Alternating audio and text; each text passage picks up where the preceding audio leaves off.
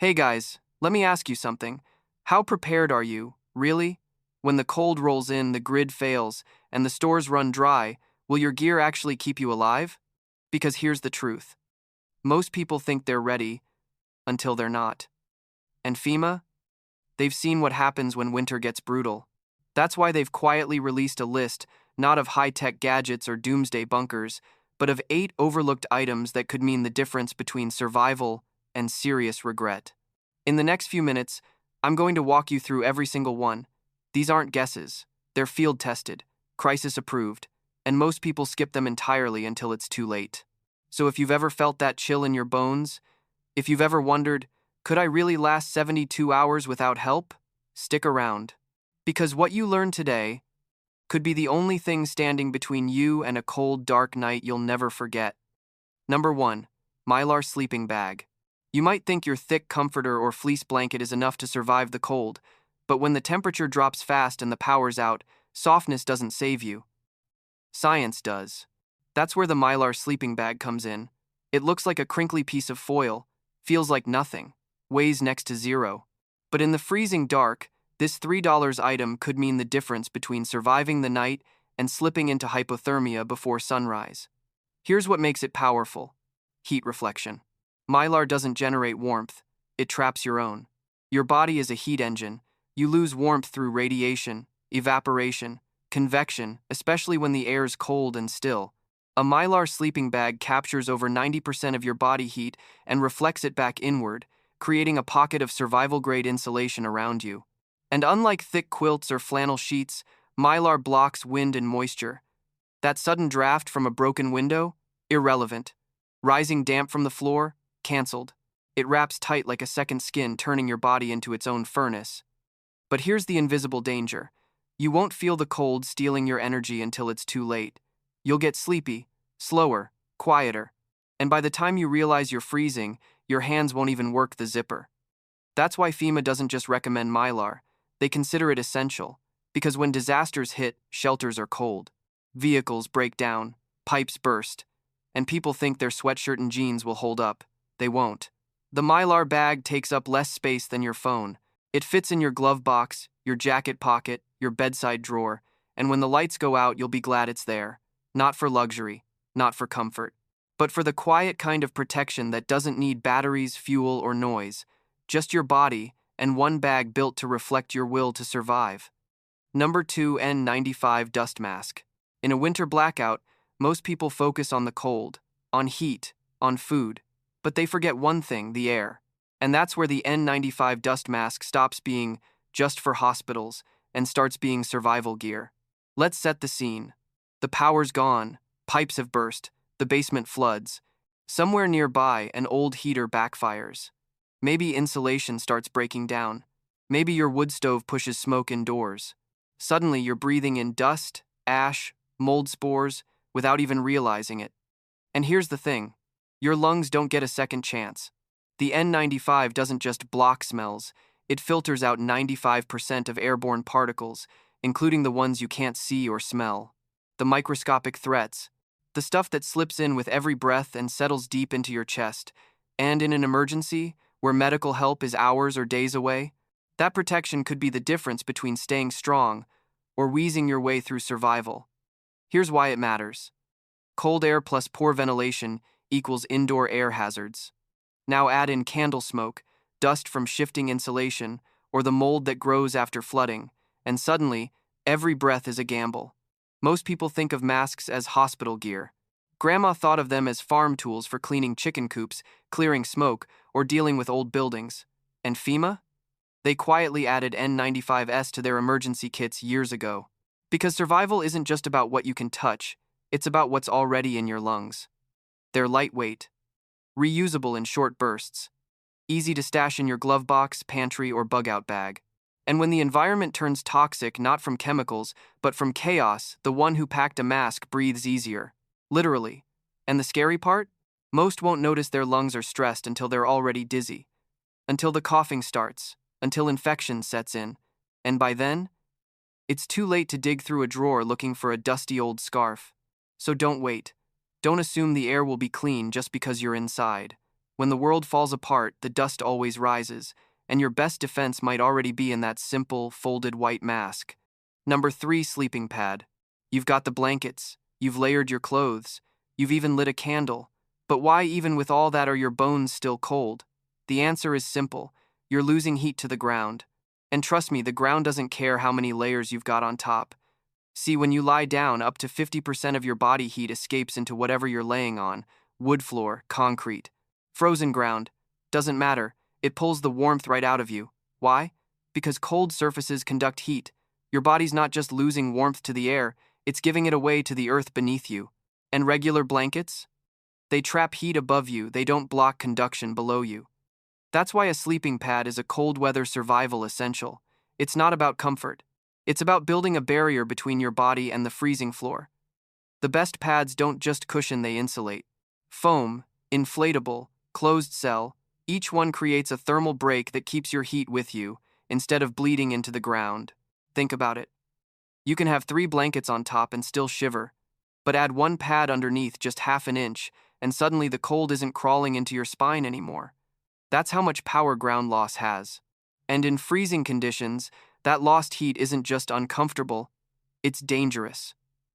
Your muscles stiffen, your heart works harder, and worst of all, you might not notice how low your core temperature is dropping until it's too late. Ask anyone who's camped in the cold. The difference between a good night's sleep and a freezing nightmare?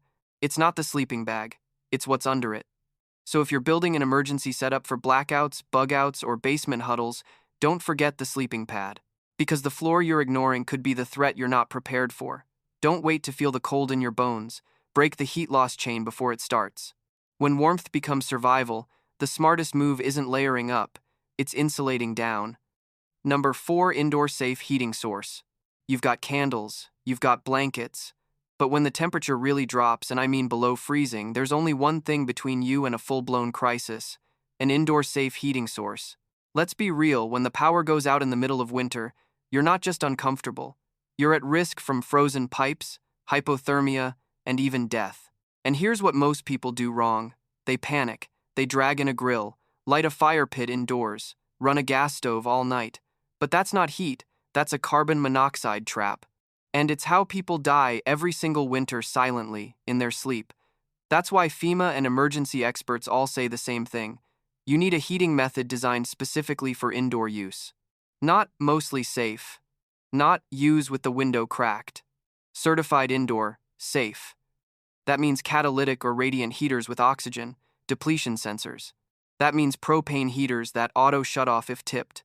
That means devices with actual indoor clearance ratings, not wishful thinking. Because here's the truth: cold doesn't wait. Frozen pipes can burst within hours, flooding your home and destroying your emergency shelter. And once the temp inside drops below 45 degrees Fahrenheit, your body starts reacting: shivering, stiff joints, slower blood flow. You won't feel it right away, but by morning, you'll wonder why you didn't plan ahead.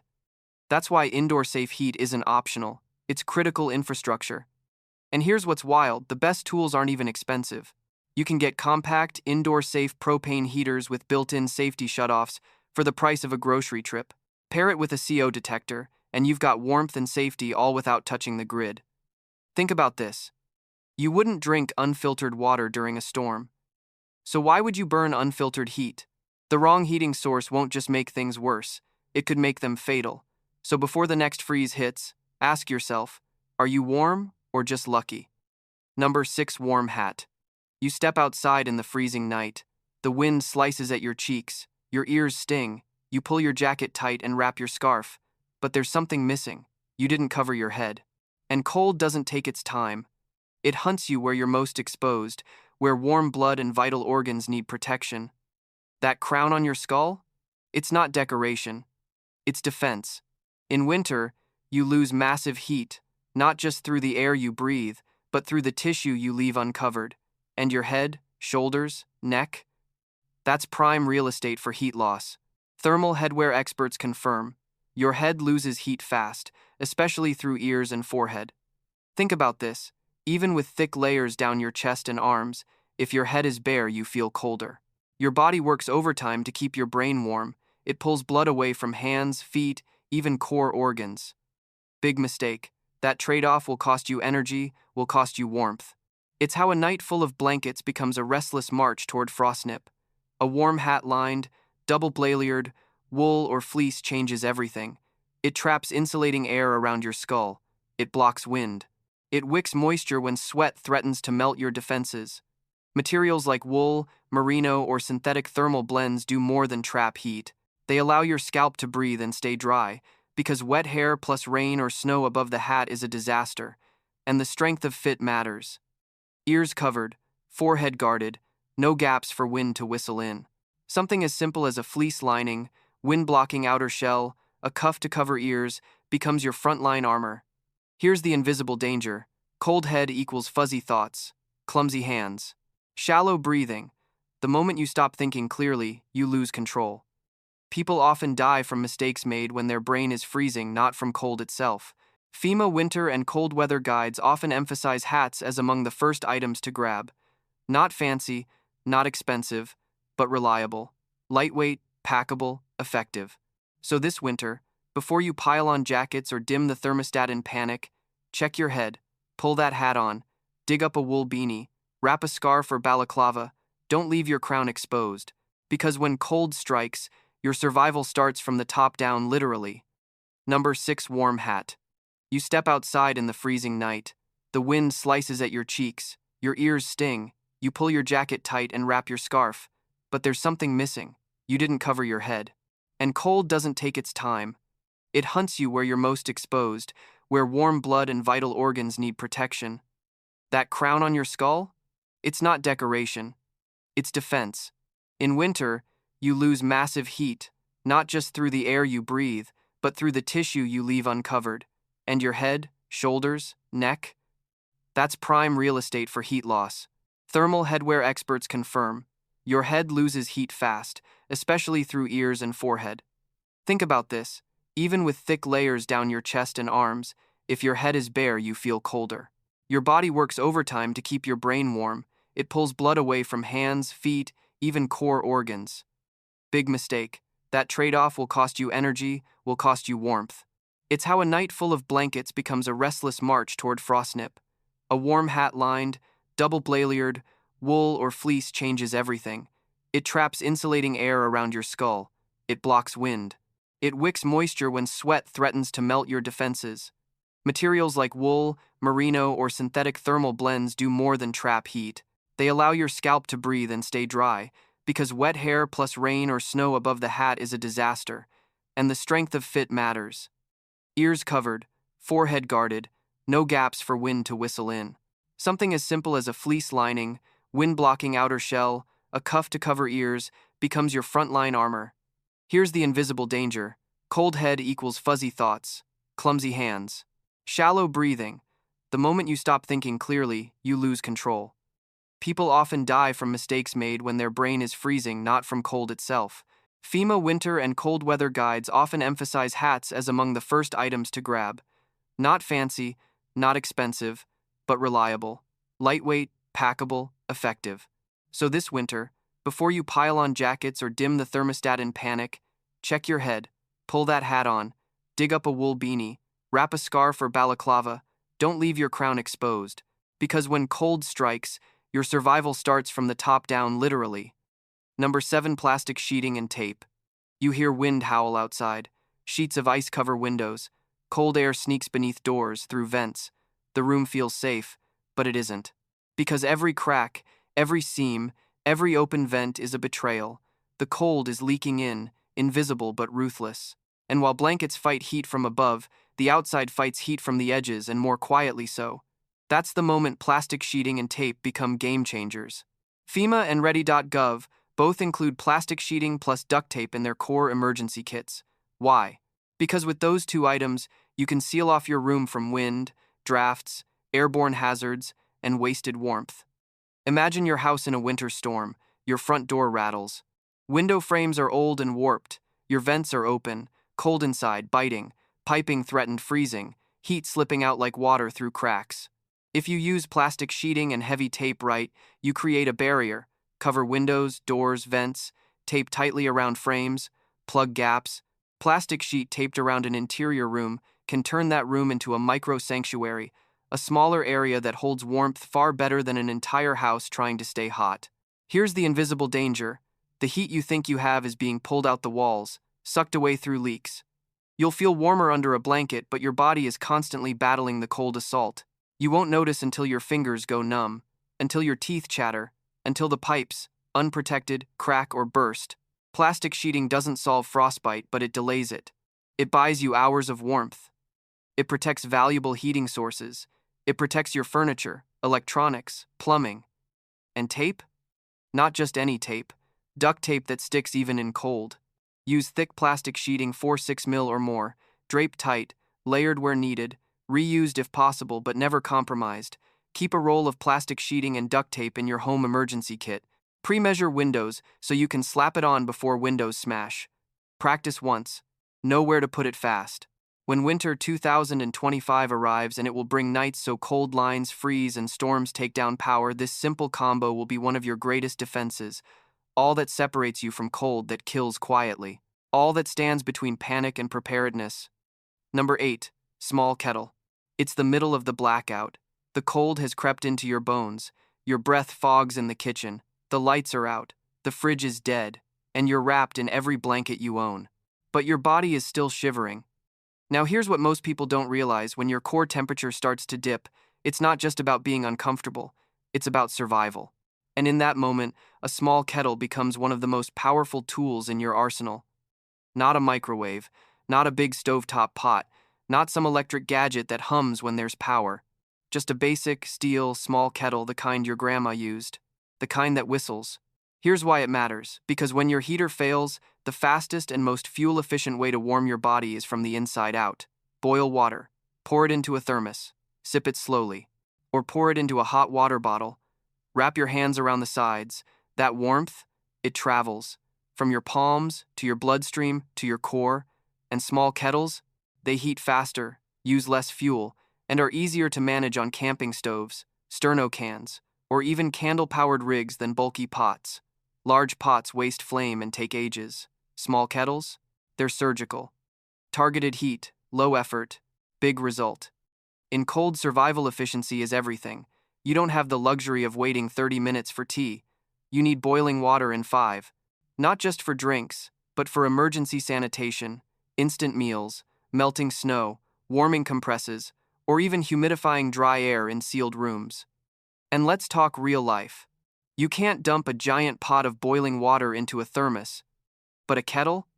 Precision pour. No spill. No waste. No risk.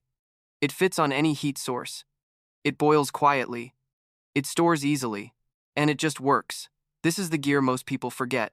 They load up on food, lights, batteries, and forget the tools that activate those supplies. Dry oatmeal? Needs boiling water. Freeze-dried soup? Needs boiling water. Warming your fingers without power? Needs boiling water. And when your kids are crying, your partner's panicking, and the night gets colder by the hour, you'll wish you had a small kettle, not a YouTube tutorial. So while everyone's chasing high-tech gear and overpriced tools, grab the one thing that made Grandma unstoppable. Because warmth isn't a gadget. It's a cup of hot water. And a small kettle is how you get there. Stay smart, stay sharp, stay warm, one boil at a time. If you've made it this far, you're not just curious, you're one of the few who actually gets it. You understand that survival doesn't wait for warnings. It doesn't care how modern your house is, how full your fridge looks, or how prepared your neighbors claim to be. It comes fast. It hits hard. And when it does, the smallest, most overlooked items become your lifeline. The difference between panic and peace of mind, between chaos and control, it's not a bunker. It's not a bug-out van. It's a few smart tools, chosen in advance, and a mindset that refuses to be caught off guard. Every item we covered today isn't just a suggestion.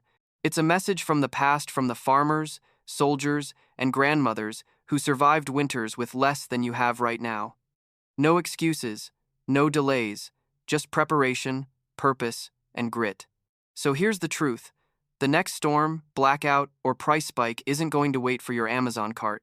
And when it hits, you'll either be the person asking for help or the one others come to for answers. If you're aiming to be the second kind, the prepared kind, then hit that subscribe button right now. Because this channel isn't about fear, it's about freedom through readiness. So be smart, be early, and be the reason your family sleeps warm when the lights go out.